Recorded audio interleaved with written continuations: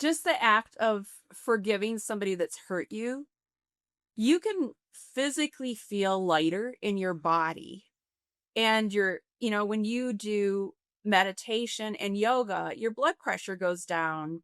Your brain waves slow down. You become quiet. You feel relaxed. You feel peaceful. And of course, that's good for your body. When you're relaxed, you have clarity and focus, and you can change your mindset on an approach. You have those aha moments when you're in the quiet too, when you're relaxed. What if I told you that the same mindset that builds championship teams also builds an extraordinary life? The same discipline that drives elite performance to greatness is the discipline that unlocks a longer, stronger, and more resilient future. This is where peak health meets peak performance, where we explore the science of longevity and the mindset of greatness. Because your legacy isn't just what you leave behind, it's what you show up with every single day. This is the Legacy and Longevity Podcast. I'm Zach Dancel, your host. Welcome back to the Legacy and Longevity Podcast. Today, we're going to talk about something a little bit different. Most people, when they fear death because they don't fully understand life, we're taught or we're influenced in today's society to chase success and security and these titles and achievements. But when life strips everything away through loss, through trauma, through even grief, we kind of just brush with death itself, right? We're forced to confront a deeper question, right? Who are we really? Like, who are we beyond this body? What is here after we leave? So today's conversation is not going to be necessarily about religion. It's not about dogma. It's about hope and purpose and the soul's, resilience, right? So my guest today is someone who's walked through that grief, that abuse, that trauma, and literally crossed the threshold of facing near death experience and came back, with a different mindset, with peace and a mission to restore hope that, a lot of people believe the world is starving in. So today's guest is Marybeth Rombach Nelson. She's a spiritual teacher, an intuitive guide, an author, and the host of the Healing Soul podcast. And I just want to say, appreciate you coming onto the show, and I want to welcome you to the show. Well, thank you, Zach, for having me. No, of course. So, before we get into the nitty gritty, and that's the question that I have, but I want to make sure that we're grounded in something important, right? That loss at a young age can be difficult. It's either going to harden people, it's going to or awaken them. And most people, grief becomes something that they carry quietly. But for some, grief becomes a doorway, and I feel like in your instance, just knowing you and what we've discussed was kind of part of your journey. So, in your awakening, like when you began, or when you had some of these instances of these griefs and these losses at such a young age, kind of take us back to that moment and explain how that opened up doors for you and how it became such a bigger plan for you in the future. So, my intuition completely opened when I was 14 years old when my father died. And I didn't know that my mom and my dad were both intuitive. But when my father died, of course, I was very distraught and I was only 14, and he would always tuck me in at night. And a week after he had passed, he tucked me in, and he had wavy black hair. He looked to be about 30 years old and healthy, and he talked to me telepathically, and I promptly freaked out because I was like, how am I seeing my dad, and he's young and he's healthy? And so I started screaming. My mom came in and I said, Dad tucked me in and dad is gone. How is that possible? And she goes, oh, it's absolutely beautiful that he came to you. But we're Catholic, so don't talk about it, but it's a gift. So it was like a little mixed message, but then she proceeded to tell me that she was very intuitive. She could see when relatives were going to pass before they passed. She had spirits visit her regularly. and my father, I didn't know, but could automatic write, so channel spirit. But what that did is after that experience, my intuition and seeing other people's spirits and my knowingness opened wide for friends, for family. I stepped into my spiritual self and my soul self connection. So, did you feel afraid or comforted, during those early spiritual experiences? Both. So I loved my dad, and I loved the fact that he looked so healthy, and I loved the fact that we didn't have to physically talk, but I knew what he was saying to me telepathically, and that was the first time that had ever happened to me. And growing up, my mom would always say, "Well, I have an inkling that Aunt Mary's gonna come visit today," and she was from out of town.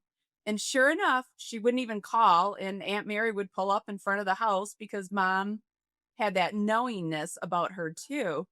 So I really allowed it and didn't resist it.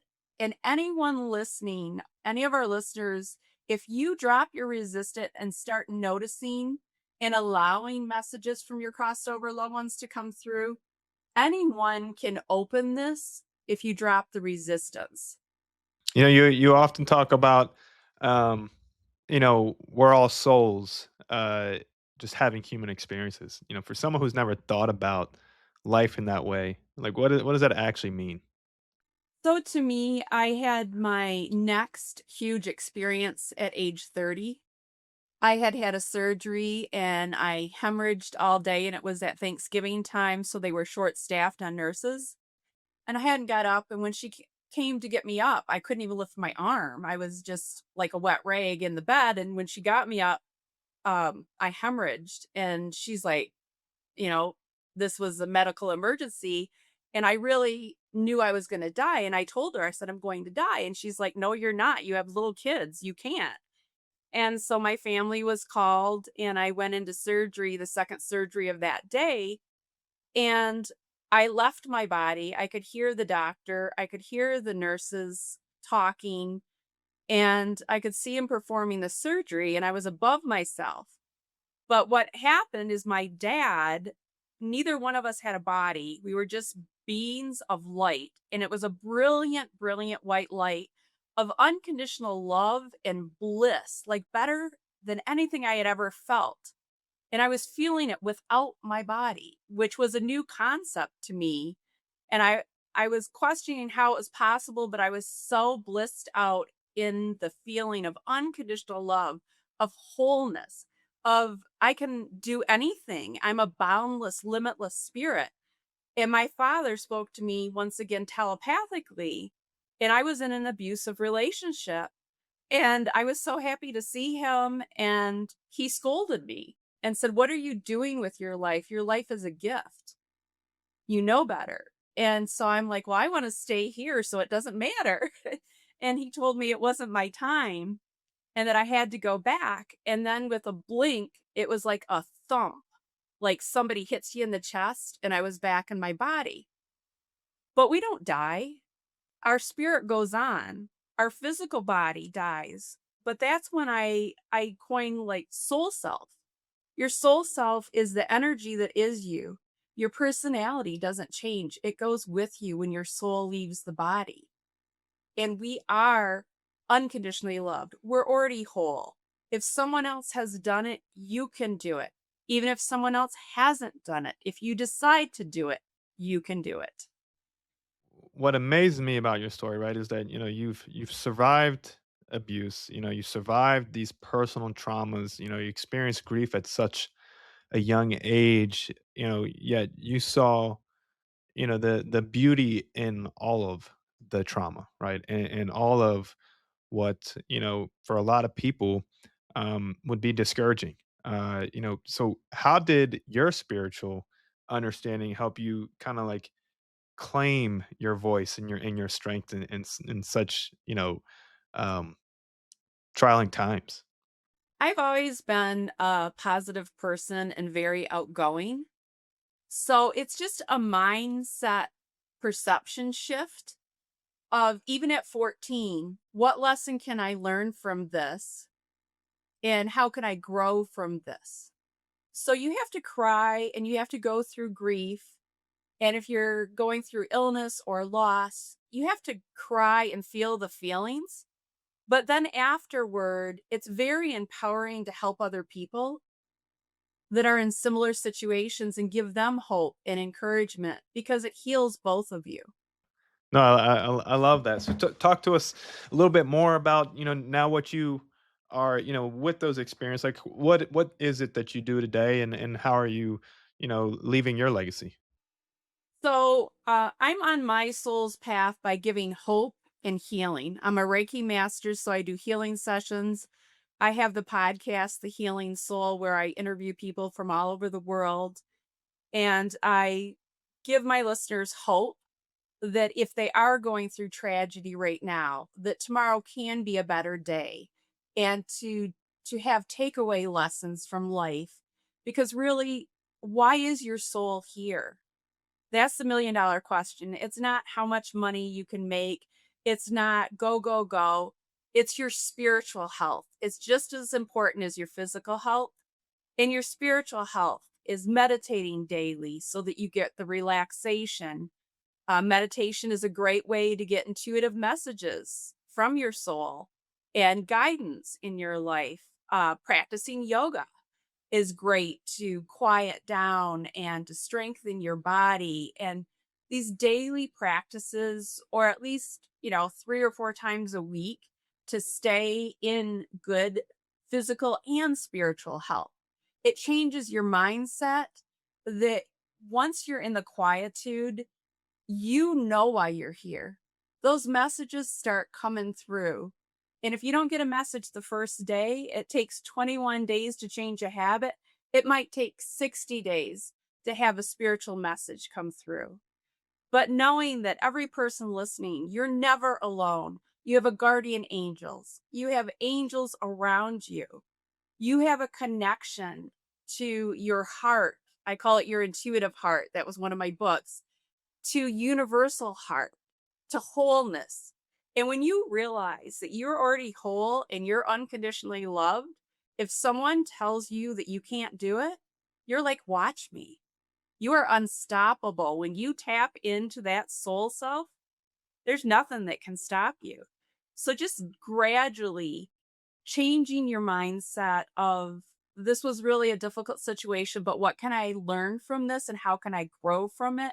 And then journaling what your positive takeaway could be. I used to give interviews after my domestic abuse where myself and my children were almost shot by my ex-husband, and I would do an interview and I'd say it's going to be positive, and he's like, "How can it be positive about domestic abuse?"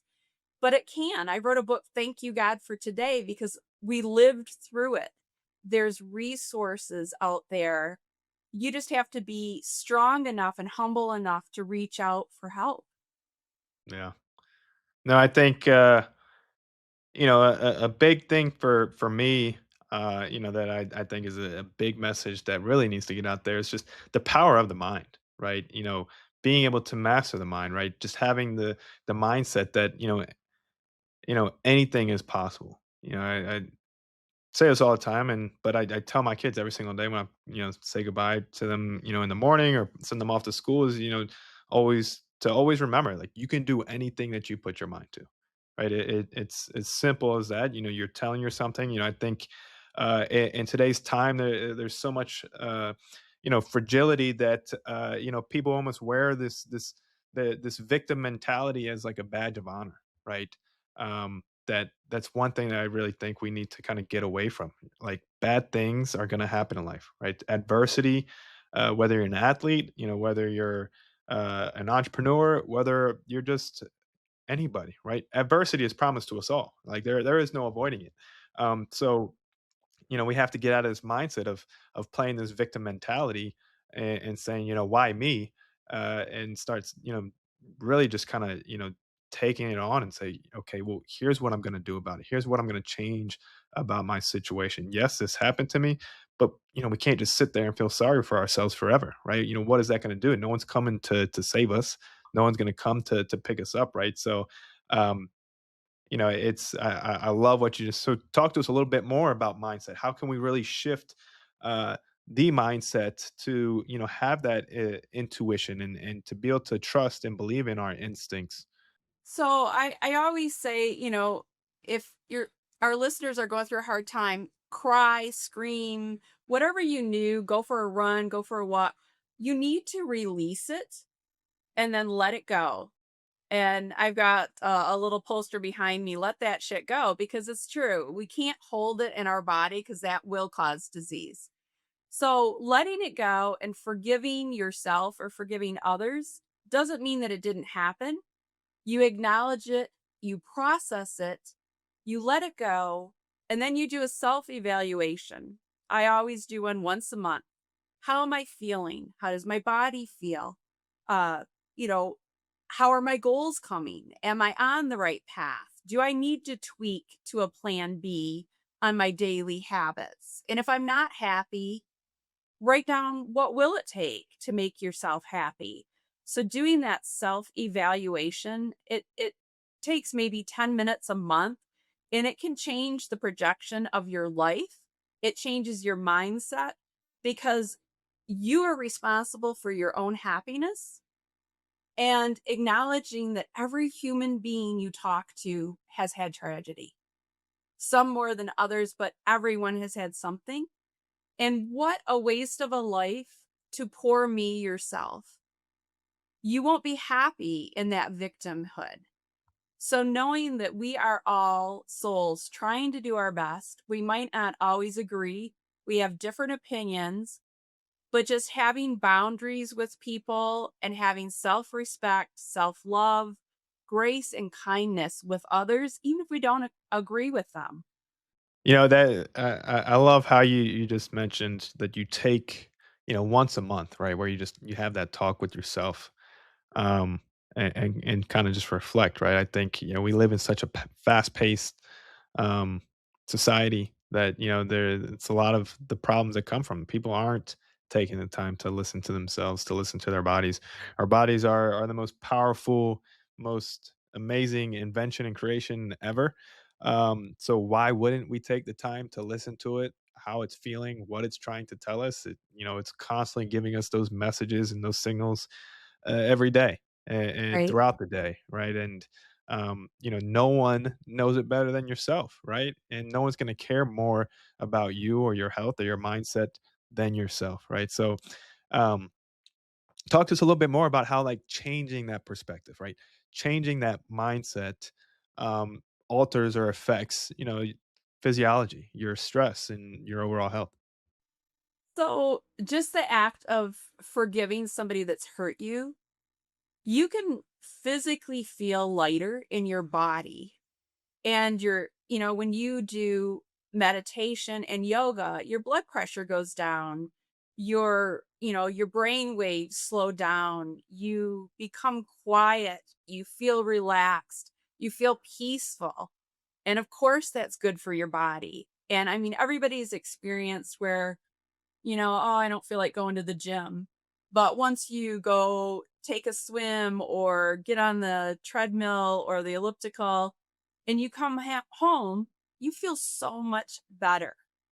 So just nudging yourself that you have self-worth. You're worth it. You're worth that 40-minute workout.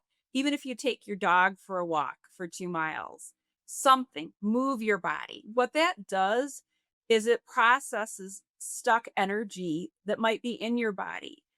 Don't put your earbuds in. Don't take your phone. Be present in nature. Be one with nature. And it really is like taking medicine for your soul because you feel more relaxed. And when you're relaxed, you have clarity and focus, and you can change your mindset on an approach. You have those aha moments when you're in the quiet too, when you're relaxed. Nobody has clarity when they're running around like a chicken with their head cut off and they haven't worked out in a month. They don't feel good. You don't feel good, you feel stuck, and you're like, oh, another day. Whereas When you take the time for yourself and value yourself, knowing that you have self worth. And another thing that people do, especially, well, not just women, but especially women, is they hate their body. Maybe you gain 5 or 10 pounds. When you look at the big picture, we are in this body for such a short time. Try to make healthy choices. Try to move your body every day for at least a half hour, but do not have self hate on yourself. Look in the mirror and tell yourself how strong you are, how beautiful you are. Be loving to yourself because it does matter on how you project to the world and how you do things. Before we continue, I want to share something deeply personal. The real reason my family started Nava Health. Over a decade ago, my mom was on her deathbed. Her organs were failing, and the doctors told us there was nothing they could do except keep her comfortable. In that moment, everything changed. We realized traditional medicine had limits, especially when it came to proactive and preventative root cause medicine built for long term health span and lifespan. At Nava Health, we take a data driven precision approach to longevity. We test over 90 biomarkers to uncover exactly what's happening inside your body, and we build a personalized plan designed around your unique biology. Because fatigue, brain fog, weight gain, they're not random, they're signals. And when you listen, your body can heal. This is functional longevity medicine done right, comprehensive, proactive, and built to help you feel and perform your best at any age. Go to navacenter.com and take control of your health today. Now back to the show. Everything that we keep talking about kind of just keeps like coinciding, right? You got to look within, right? You got to love yourself. You have to take care of yourself before you can take care of others. It's kind of like when you're on a plane, right? And the oxygen masks drop down, and they always tell you put your mask on before you put someone else's on, right? Right. You It's know, so true. and when I was a kid, I was like, well, why would you do that? Like, I'm just a little kid, and then obviously, it makes sense, right? Right. if if I don't put my mask on, then I can't help anybody else, right? So it's the same thing here, right? If you don't worry about yourself first, how are you going to care for others? Because it's only a matter of time, to your point, where the stress builds up, right? The stress gets to you. The unhealthy eating, the not taking care of your body, getting out, doing some sort of physical activity and movement, all that compounds, right? So, you're talking a lot about habits, right? Obviously, to really be at the top of our game, and to be healthy individuals, to overcome adversity. There's got to be some structure and habits in place. Talk to us a little bit more about how you're helping people put those structures in place. What are the habits that truly matter? So self discipline, it starts with yourself. And, people, we just had a new year, right? So everybody does New Year's resolutions. And then by February, most people aren't doing them anymore. Well, have a new approach of have soul goals. Soul goals are heart vows, like a sankalpa, that it is a promise to yourself, like an ode to your body, a promise. And say you get up on Tuesday and you have something horrible for lunch and you beat yourself up and say, "Oh, well, I fell off, my plan. Now I'm just done." No. Every single day you wake up is a choice. The small choices that you make on a daily basis, you can make healthier choices. Just one little change. And by the end of the year, it can hugely affect your health in a positive way of saying, I'm going to walk a mile a day. And maybe 3 days you don't, but so what? The other four you did. So patting yourself on the back, being aware of how you are in charge of your own health, and those little changes, like I said, become habits over time. And it's so important to move your body, but it's just as important to meditate or to slow down and be with your own thoughts. So, having a space in your house that is your sacred space where you can go, and even if you just shut your eyes and do your self evaluation or do a guided meditation. On my podcast, The Healing Soul, I usually do a meditation at least 3 times a month with with the listeners. And it just gets them into the practice of, taking some deep breaths, exhaling longer than you inhale. That triggers your vagus nerve, which connects through your whole entire body to calm you down. So it's just so important. We are in this body for a blink of an eye. We're here for our soul to experience things through this physical body of love, of giving hugs, of intimacy, of childbirth, of raising our kids, and having a physical body to literally be able to hug someone and have that physical touch. Whereas in spirit, you're more telepathically, and you can merge your light spirit, your light body with another. That's another story. I've done that while I was having sex in this lifetime.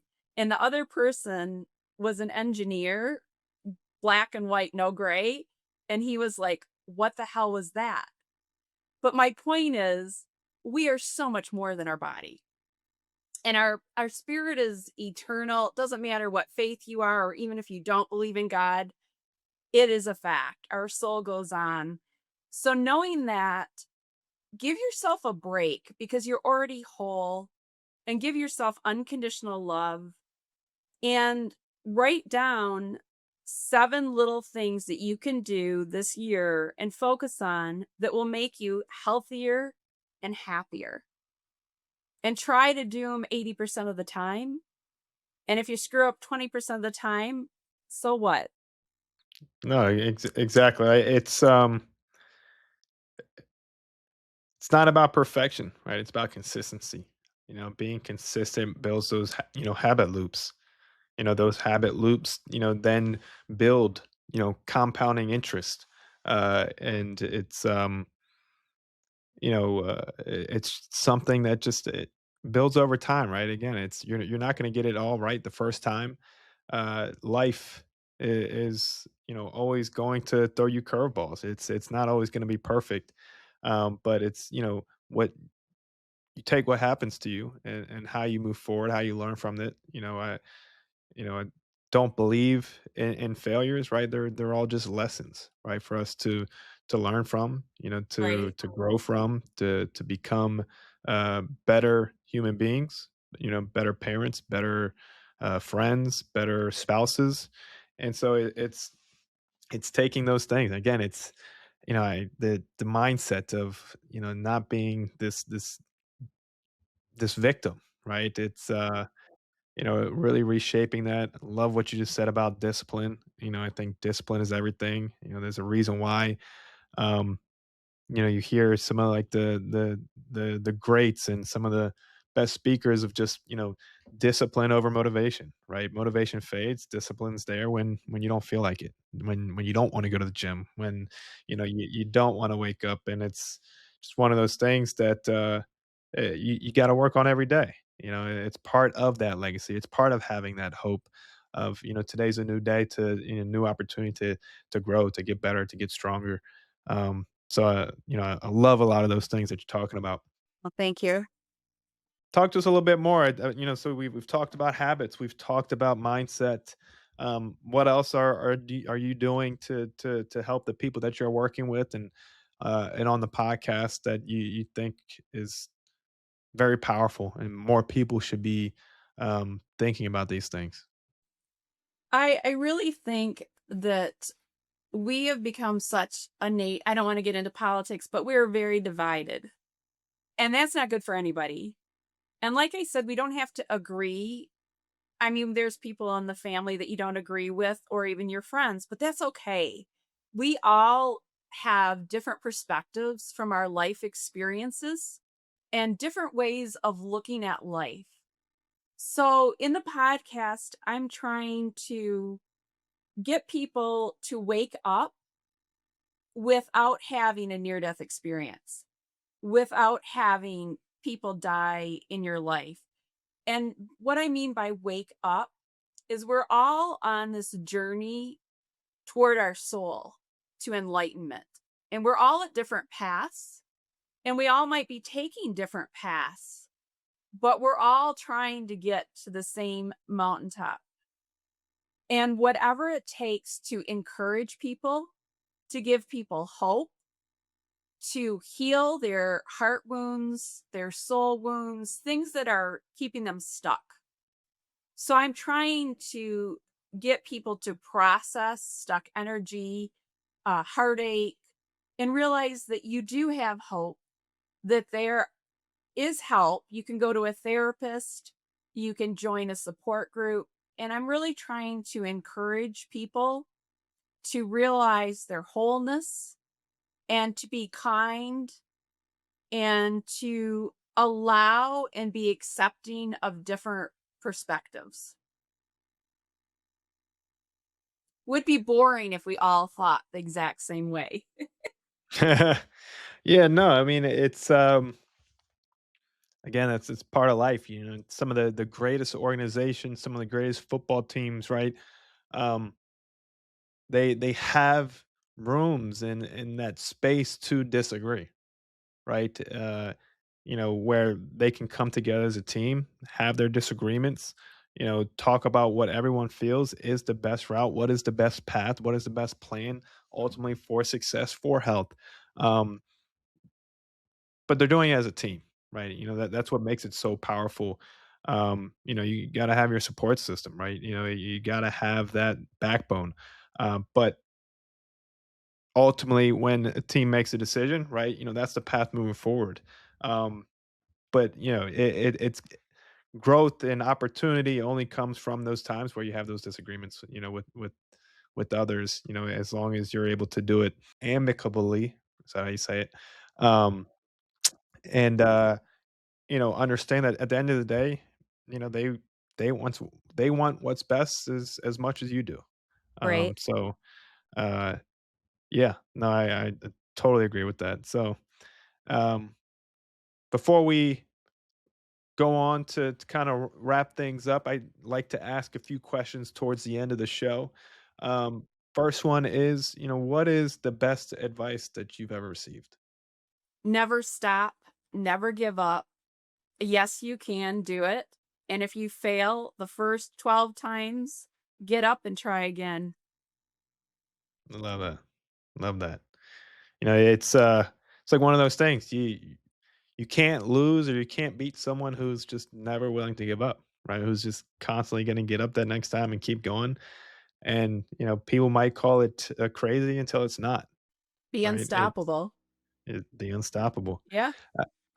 Next question is, what is the biggest problem that you are trying to solve in the world right now? Hopelessness. People that I've talked to and the tragedies that people are going through and the suicide rate and knowing that if you reach out for help, you're strong. It shows that you're being strong and that there is always hope for a better tomorrow. Things won't always be this bleak, and that small little reaches for help make you feel better in the long run. And some of the people that have had the most tragic lives have changed others' lives in such a successful and profound way.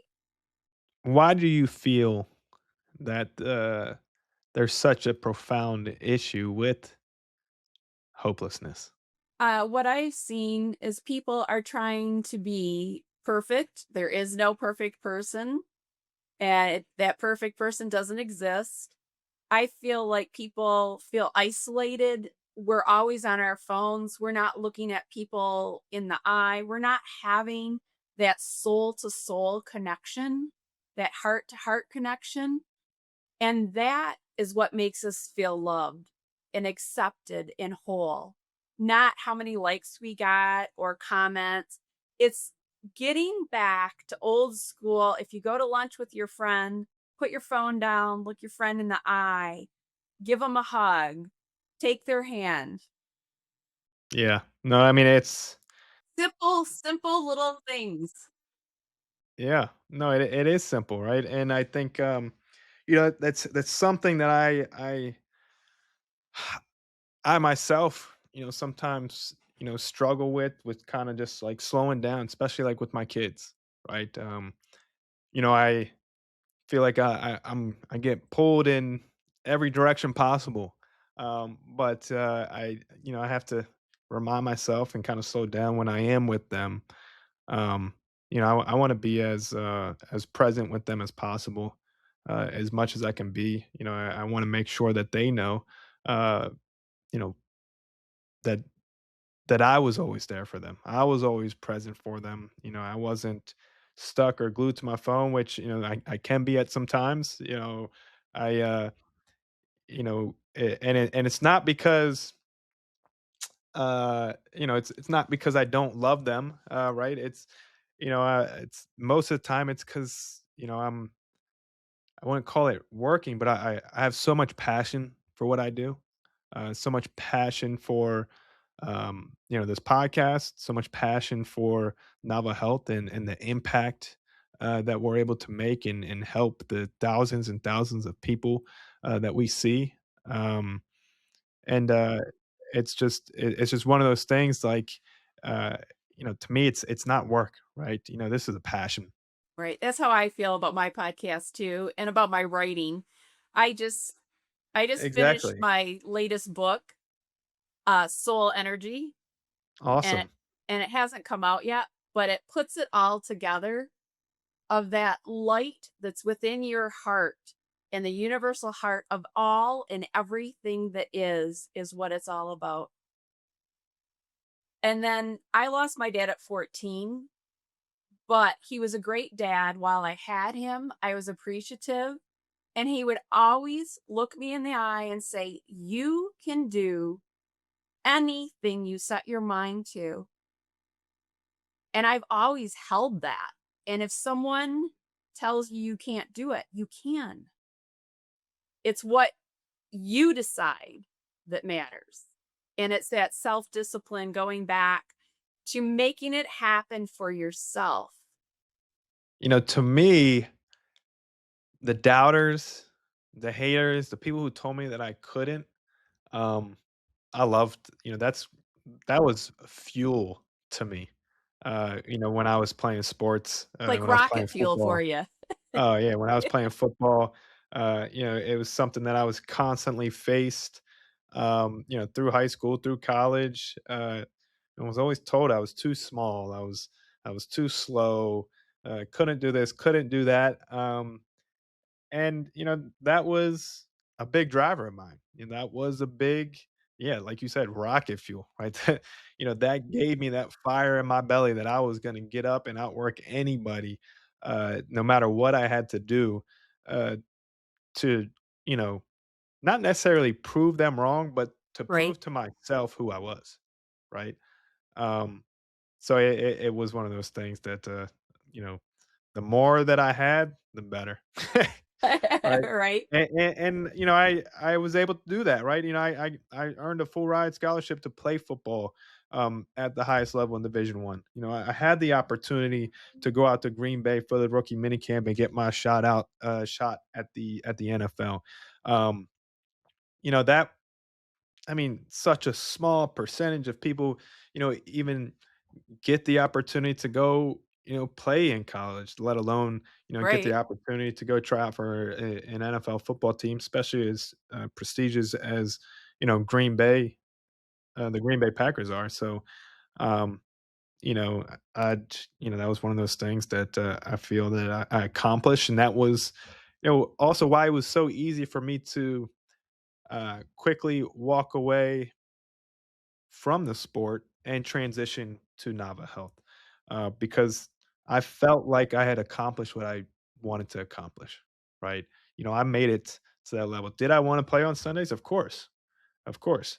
I love the game. I still do, but I had another dream and another vision, and I was dating my now wife and mother to my 3 amazing kids that, at that time, it wasn't just about me anymore. I had bigger vision, a bigger purpose, that I wanted to go after, which is Nama Health, right? I mean, I don't know any other place that I can make a bigger impact, and leave the world a better place than a place like Novel Health, where we're truly helping people regain their health, take control, and helping them, live healthier, longer lives. Right? It's Was That's wonderful, the work that you're doing, and it sounds like you have Zen focus oh, on that goal. yes, that's what you can definitely say that. It's just like we were talking earlier. To me, this isn't work. It's like a hobby.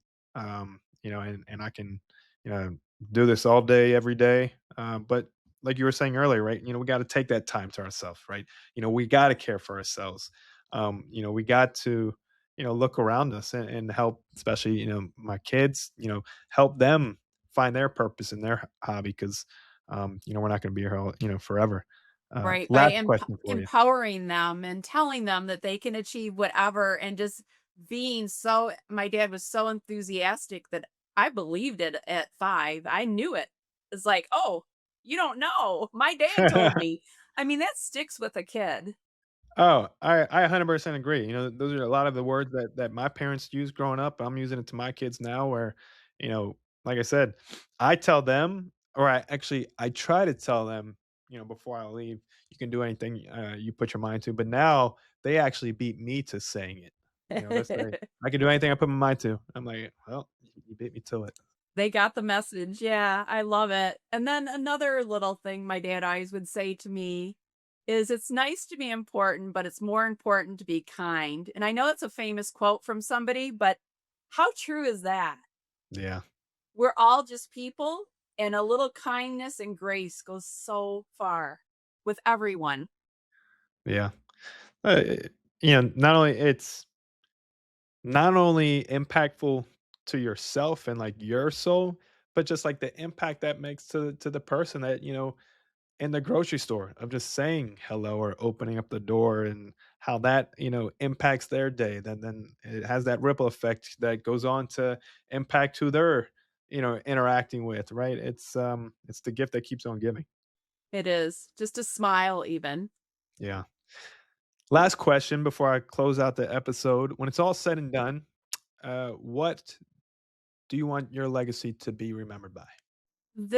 What really matters is your relationships with your friends, with your family, with your colleagues, and to always be kind and gracious and loving, because love is all there is. And I know that sounds cheesy, but when I had my near death experience, it was unconditional, blissful love. And that's why we're all here, is to give love and to receive love just as much as you give. No, I appreciate you and appreciate that. I think to your point, hope is not passive, right? It's powerful It's and active. it's active. And your story reminds us that healing doesn't always come from answers or from remembering who we are, beneath the pain. So whether you're skeptic, a seeker, a leader, a parent, or someone who might be carrying grief, right? This is something that you're going to want to listen to, because legacy isn't just what we build; it's what we leave behind in the hearts of others. So, Mary Beth, again, thank you for your courage, your honesty, and your mission to restore hope. Thank you, Zach. I appreciate being on your show. And if your listeners want to find out more about the podcast, my website is marybeth333.com. 333, the angels are all around us. Awesome, thank you. Thank you.